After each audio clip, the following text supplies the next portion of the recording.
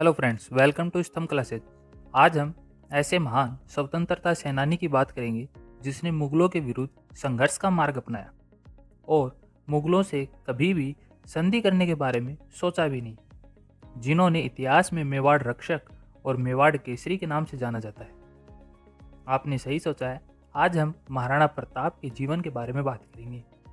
महाराणा प्रताप का जन्म नैन्सी के अनुसार 9 मई 1540 ईस्वी में कुंभलगढ़ दुर्ग में हुआ। प्रताप के पिता का नाम महाराणा उदय सिंह व माता का नाम जयवंताबाई था। प्रताप का बचपन भील समुदाय के साथ बीता। भीलों के साथ ही युद्ध कला सीखते थे। भील अपने पुत्र को कीका कह के पुकारते हैं, इसलिए भील महाराणा प्रताप को भी कीका कहकर पुकारते थे। प्रताप के बचपन का जीवन कुंभलगढ़ में ही व्यतीत हुआ। राणा उदय सिंह की दूसरी पत्नी धीरबाई, जिसे इतिहास में रानी भटियानी के नाम से जाना जाता है, यह अपने पुत्र कुंवर जगमाल को मेवाड़ का उत्तराधिकारी बनाना चाहती थी। जगमाल महाराणा प्रताप का छोटा भाई था। राणा उदय सिंह अपनी रानी भटियानी के प्रभाव में आकर प्रताप की जगह जगमाल को उत्तराधिकारी बना दिया।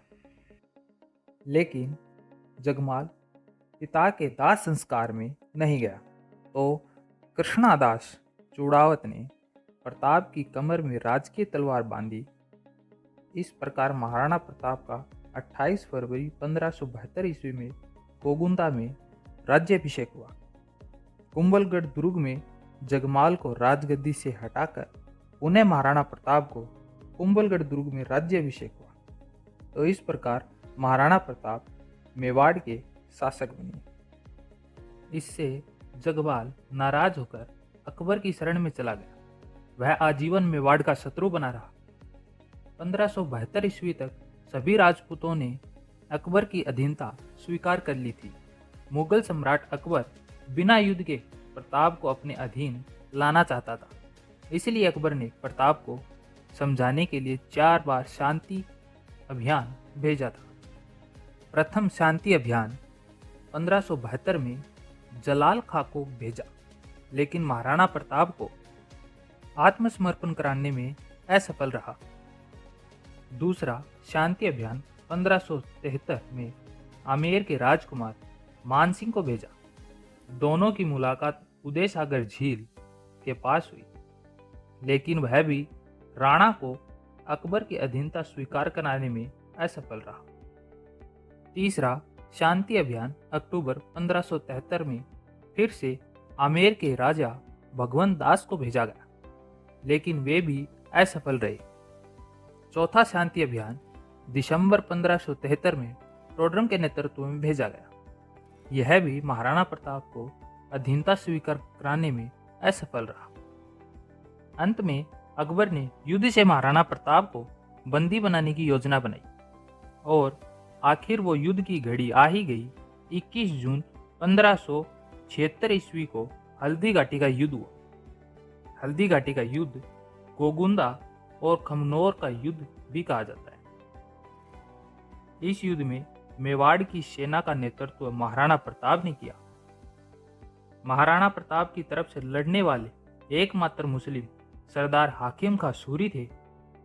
हाकिम खां सूरी सरदारगढ़ का भीम सिंह, देवगढ़ का राव सांगा, जयमल का पुत्र रामदास ने महाराणा प्रताप की हरावल सेना का नेतृत्व किया। वहीं मुगलों का नेतृत्व आमेर के मानसिंह ने किया। इस भयंकर युद्ध में चेतक के मुंह पर महाराणा प्रताप ने हाथी के मुंह जैसा कवच लगाया था, जिससे मुगल सेना ने चेतक को भयंकर और तेज दौड़ने वाला हाथी समझा। चेतक ने मुगल सेना के हाथी को मारने के लिए अपने आगे के पैरों को हाथी के सिर पर मारा और हाथी वहीं मर गया। लेकिन मुगल सेना के हाथी की सूंड में लगी जहर वाली तलवार से चेतक का पैर घायल हो गया और महाराणा प्रताप को युद्ध से दूर भेजा गया। राव झालाबीदा ने महाराणा प्रताप के राज चिन्ह को धारण कर अंतिम दम तक मुगलों से लड़ते हुए वीर गति को प्राप्त हो गए हल्दी घाटी के युद्ध में मुगल मेवाड़ में से किसी भी पक्ष की निर्णायक विजय नहीं हुई थी, पर देखा जाए तो इस युद्ध में महाराणा प्रताप विजयी हुए। अकबर की विशाल सेना के सामने मुट्ठी भर राजपूत कितनी देर तक टिक पाते, पर ऐसा कुछ नहीं हुआ। और सबसे बड़ी बात यह है कि युद्ध आमने सामने लड़ा गया था। महाराणा की सेना ने मुगलों की सेना को पीछे हटने के लिए मजबूर कर दिया था और मुगल सेना भागने लगी थी। हल्दी घाटी युद्ध के बाद 1576 में स्वयं अकबर आया, गोगुंदा पर अधिकार किया, उदयपुर को जीतकर इसका नाम मुमताबाद कर दिया। अकबर निरंतर 1576 ईस्वी से 1585 ईस्वी तक सर्वश्रेष्ठ सेनापति भेजता रहा, लेकिन कोई भी महाराणा प्रताप को बंदी बनाने में सफल नहीं हो पाया। 1582 में दिवेर का युद्ध हुआ। महाराणा प्रताप ने मेवाड़ की भूमि को मुक्त कराने का अभियान दिवेर से प्रारंभ किया। दिवेर चौकी के प्रभारी सुल्तान खां को मारकर दिवेर पर अधिकार कर लिया। मेवाड़ और मुगल सेना के मध्य निर्णायक युद्ध हुआ। इस युद्ध से महाराणा प्रताप को यश और विजय प्राप्त हुई। दिवेर की जीत की ख्याति चारों ओर फैल गई। साथ ही दिवेर की जीत के बाद महाराणा प्रताप ने चावंड को अपना निवास स्थान बनाया। लूणा चावंडिया को हराकर 1585 ईस्वी में महाराणा प्रताप ने चावंड को अपनी अंतिम राजधानी बनाई। शेष दिन यहीं बिताए। महाराणा प्रताप के अंतिम 12 वर्ष शांति प्रिय रहे। 19 जनवरी 1597 ईस्वी को महाराणा प्रताप इस दुनिया से विदा हो गए। चावंड से 1.5 मील दूर बांडोली गांव में प्रताप का दाह संस्कार किया गया। महाराणा प्रताप की स्मृति में एक स्मारक 8 खंभों की छतरी बनी है, जो आज भी विद्यमान है। दुर्साहाड़ा ने महाराणा प्रताप की मृत्यु की खबर अकबर को दी। अकबर इस खबर को सुनकर दंग रह गया। अकबर महाराणा प्रताप का सबसे बड़ा शत्रु था, पर उसकी यह लड़ाई कोई व्यक्तिगत द्वेष का परिणाम नहीं थी, बल्कि अपने सिद्धांतों और मूल्यों की लड़ाई थी। अकबर अपने क्रूर साम्राज्य का विस्तार करना चाहता था, जबकि एक तरफ महाराणा प्रताप थे जो अपनी मातृभूमि की स्वाधीनता के लिए संघर्ष कर रहे थे। महाराणा प्रताप की मृत्यु पर अकबर को बहुत दुख हुआ, क्योंकि हृदय से अकबर महाराणा प्रताप के गुणों का प्रशंसक था और अकबर जानता था कि महाराणा प्रताप जैसा वीर कोई नहीं है इस धरती पर।